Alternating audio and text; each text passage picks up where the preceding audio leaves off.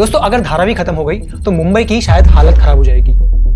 नहीं, मैं मजाक नहीं कर रहा हूँ, क्योंकि धारावी कोई साधारण जगह नहीं है। ये मुंबई के लिए एक बहुत जरूरी लैंड है, जिसके ना होने से मुंबई को हर साल $1 बिलियन तक का नुकसान हो सकता है। और दोस्तों आपने धारावी पर बहुत सारी वीडियोस ऑलरेडी देख ली होंगी, जिसमें क्रिएटर्स वही सेम 3 से 4 पॉइंट रिपीट करते हैं। धारावी वर्ल्ड का 3rd लार्जेस्ट स्लम है, दुनिया का सबसे पॉपुलेटेड और सबसे ज्यादा आबादी वाला slum, the biggest slums in the world. यहाँ पे नाली है, यहाँ पे हाँ आराम से है ना।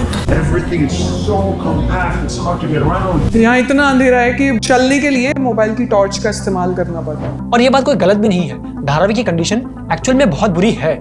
लेकिन दोस्तों आज मैं वही सेम इन्फॉर्मेशन देख करके आपका टाइम वेस्ट नहीं करना चाहता, बल्कि आज हम धारावी के उस साइड के बारे में बात करेंगे जिसके बारे में या तो बहुत कम लोग जानते हैं, या फिर इमोशनल स्टोरीज और अच्छी स्टोरी टेलिंग के लिए धारावी के उस साइड के बारे में बताया ही नहीं जाता। आप खुद सोच के देखो, जहां हम धारावी की कंडीशन को बाहर से देखने के बाद वहां जाने की सोच भी नहीं सकते, वही धारावी के लोग मानो उस जगह को छोड़ना ही नहीं चाहते। तो क्या रीजन है जिससे धारावी में रहने वाले लोग इतनी खराब कंडीशन में रहने के बाद भी उस जगह को छोड़ना नहीं चाहते? और ऐसा भी नहीं है कि गवर्नमेंट धारावी को रीडेवलप करने के बारे में नहीं सोच रही। महाराष्ट्र गवर्नमेंट ने तो मलाड में 118 करोड़ की जमीन अलॉट करी है धारावी में रहने वाले लोगों को रिहेबिलिटेट करने के लिए। पर सबसे इंटरेस्टिंग बात पता क्या है? धारावी में रहने वाले लोगों को ये बात बिल्कुल मंजूर नहीं है, और उसका रीजन सुनकर शायद आपको भी शौक लगे। तो इस वीडियो को एंड तक जरूर देखना।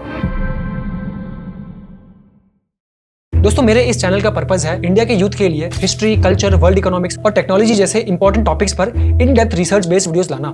अगर आप भी इस कम्युनिटी का पार्ट बनना चाहते हो तो इस चैनल को सब्सक्राइब जरूर करें, ताकि मैं और भी ऐसे ही इंपैक्टफुल वीडियोस लाता रहूं। मैं हूं Sanjay Mistry and you are watching the Y theory.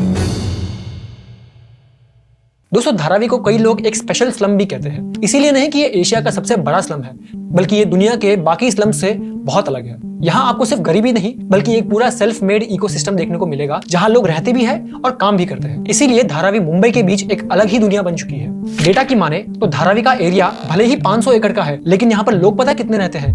10 lakh से भी ज्यादा। लेकिन दोस्तों असली सवाल यह है कि क्यों धारावी को डेवलप करना $1 बिलियन अपॉर्चुनिटी के साथ साथ एक इकोनॉमिक नाइटमेयर भी है। दोस्तों धारावी को अच्छे से समझने के लिए मैं आपको टाइम में थोड़ा पीछे ले जाना चाहता हूँ और बताना चाहता हूँ कि धारावी आखिर बनी कैसे। फ्रेंड्स ये बात है 1600s की, जब धारावी के एरिया में कोली कम्युनिटी के फिशरमैन रहा करते थे, जिन्हें कोलीवाड़ा भी कहते थे। और आज जहाँ पर माहिम क्रीक है उसी के पानी में वो फिशिंग किया करते थे, क्योंकि उस टाइम माहिम क्रीक का जो पानी है वो साफ हुआ करता था और उसी से कोली कम्युनिटी का लाइवलीहुड चलता था। 16th सेंचुरी में ही जब पोर्चुगीज कॉलोनिस्ट इंडिया में आए, तब उन्होंने बैंड्रा के पास एक फोर्ट और एक चर्च बनाया, जिसका नाम उन्होंने रखा सेंट एंड्रयूज चर्च, जो कि आप आज भी जाकर देख सकते हो। अब हालांकि पोर्चुगीज बैंड्रा में एक्टिव तो काफी थे, लेकिन उन्होंने धारावी के पास रहने वाली कोली फिशरमैन कम्युनिटी में ज्यादा इंटरफेयर नहीं किया। अब दोस्तों ध्यान देने वाली बात यह है कि 16th सेंचुरी के आसपास ब्रिटिशर्स भी इंडिया में आए थे और पोर्चुगीज भी उसी समय इंडिया में आए थे। इस वजह से मुंबई में 3 पावर्स एक साथ एग्जिस्ट कर रही थी, मराठाज, पोर्चुगीज और ब्रिटिशर्स। लेकिन दोस्तों 1737 में ब्रिटिशर्स की पावर बढ़ने लगी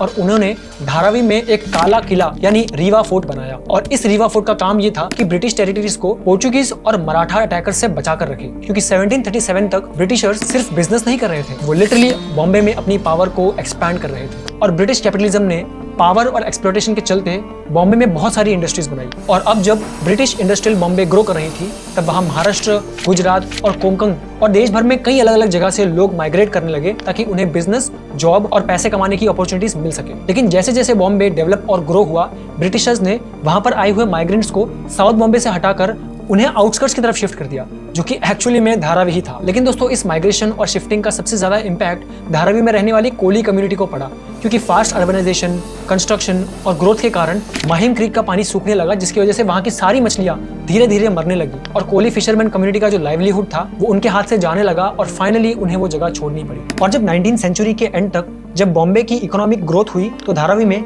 कई अलग अलग वैरायटी और गांव से लोग रोजगार के लिए अपनी अलग अलग स्किल्स को लेकर आने लगे, जैसे सौराष्ट्र के कुम्हार, तमिलनाडु के फैब्रिक प्रोड्यूसर्स और उत्तर प्रदेश के एम्ब्रॉयडरी वर्कर्स, सब यही सेटल होने लगे। मतलब धारावी एक स्लम के साथ साथ एक डाइवर्स वर्किंग कम्युनिटी बन गई। और आज यही एशिया का सबसे बड़ा स्लम सेंट्रल मुंबई में लोकेटेड होने के कारण कम होने की बजाय बढ़ता जा रहा है। दूसरे शब्दों में कहूँ तो जब कोई देश या कोई इकोनॉमी ग्रो करती है, तो लोग गांव या रूरल एरियाज से सिटीज में या कहें तो अर्बन एरियाज की तरफ बढ़ते हैं, जिसकी वजह से शहरों के आसपास काफी सारी इनफॉर्मल सेटलमेंट्स डेवलप होना शुरू होती है। और धारावी के साथ भी ऐसा ही कुछ हुआ।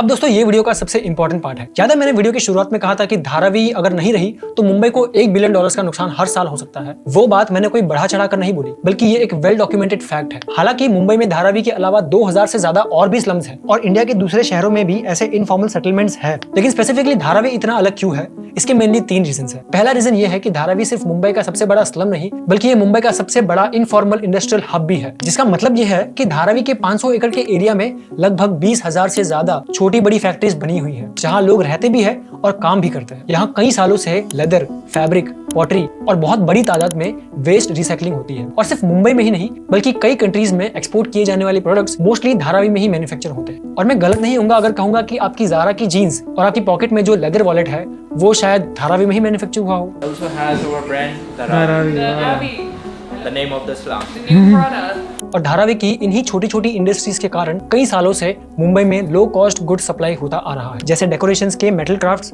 घर में बिछाई जाने वाली चटाई, आपके फेवरेट लिज्जत पापड़ और पैकेजिंग के कार्टन कार्डबोर्ड बॉक्सेस। और फाइनली मुंबई का जो क्रॉफर्ड मार्केट है, जो कि अपने होलसेल और लो प्राइस के लिए फेमस है, वहां पर मेजॉरिटी प्रोडक्ट्स धारावी में ही बनकर सप्लाई होते हैं। दूसरा सबसे इंपॉर्टेंट रीजन है दोस्तों धारावी की सर्कुलर इकोनॉमी, और इसी वजह से ये एशिया की सबसे बड़ी वेस्ट रिसाइकलिंग सिस्टम्स में से एक है। यहाँ मुंबई का 80% से ज्यादा ड्राई वेस्ट प्रोसेस होता है, जो डायरेक्टली लैंडफिल्स को बढ़ाने से रोकता है। अब इंटरेस्टिंग बात यह है कि यहाँ हर टाइप का वेस्ट रिसाइकल होके एक नया प्रोडक्ट बनकर पूरे इंडिया में सप्लाई होता है। और ये सिर्फ रिसाइकलिंग तक लिमिटेड नहीं है। धारावी में बेकरीज भी है, जहाँ कंस्ट्रक्शन साइट से आने वाली लकड़ियां ओवन फ्यूल के रूप में यूज होती है। और फिर आता है कुम्हारवाड़ा, धारावी की ही एक पुरानी कम्युनिटी, जहाँ सालों से मिट्टी के बर्तन, मटके और डेकोरेटिव पॉट्स बनकर जाते हैं। यहाँ तक कि कई पॉट्स में डिस्कार्डेड मटेरियल्स यूज करके उन्हें एक नया रूप दिया जाता है। मतलब जो बेस्ट आउट ऑफ वेस्ट हम स्कूल में खेला करते थे, धारावी उसी कॉन्सेप्ट को एक बहुत मैसिव स्केल में एफिशिएंटली एग्जीक्यूट कर रहा है। तीसरा रीजन है धारावी का मैन पावर और कॉस्ट इफेक्टिव प्रोडक्शन, यानी कम पैसों में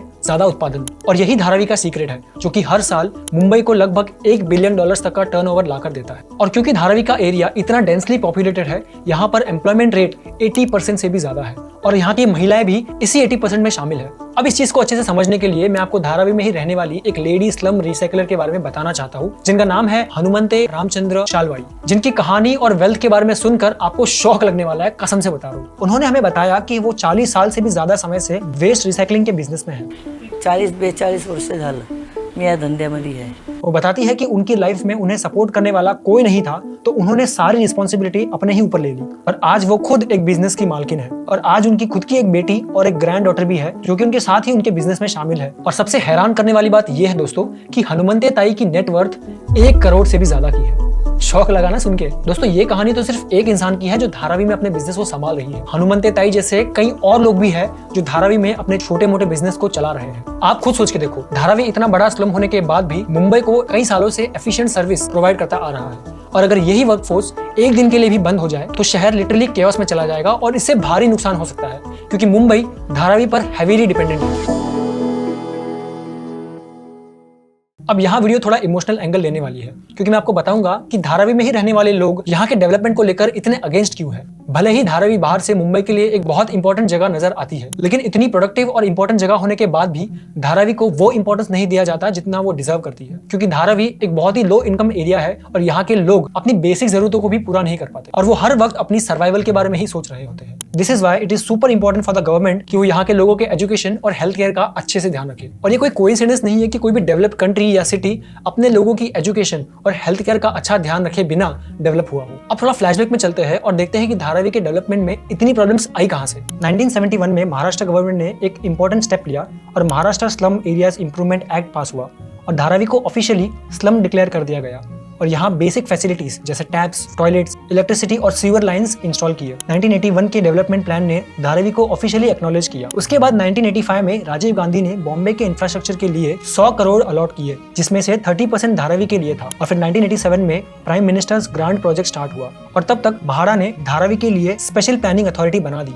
उसी दौरान 1995 में शिवसेना और बीजेपी गवर्नमेंट ने SRA यानी स्लम रिहेबिलिटेशन स्कीम लॉन्च की, जिसके तहत स्लम्स में रहने वाले लोगों को एक पक्का मकान देने का प्रॉमिस किया गया। 2004 तक लगभग 85 बिल्डिंग्स बन चुकी थी, जहां लोगों को शिफ्ट किया गया। लेकिन दोस्तों असली कंट्रोवर्सी 2003 के बाद शुरू हुई, जब मैकेंजी एंड कंपनी ने विजन मुंबई रिपोर्ट पब्लिश की, जिसमें बोला गया कि मुंबई को वर्ल्ड क्लास सिटी बनाने के लिए धारावी जैसे एरियाज को डिमोलिश करके दोबारा बिल्ड करना होगा। और इसी के बेसिस पर धारावी का रीडेवलपमेंट प्लान 2004 में लॉन्च हुआ और धारावी को 5 सेक्टर्स में डिवाइड करके ग्लोबल फर्म्स को इन्वाइट किया गया। ऑफर सिंपल था, धारावी में रहने वाले रेसिडेंट्स को एक फ्री हाउसिंग प्रोवाइड किया जाए और जो बची हुई जगह है धारावी में उसे कमर्शियल पर्पस के लिए यूज कर लो और प्रॉफिट कमा लो। लेकिन ये प्लान धारावी के लोगों को बिल्कुल भी पसंद नहीं आया।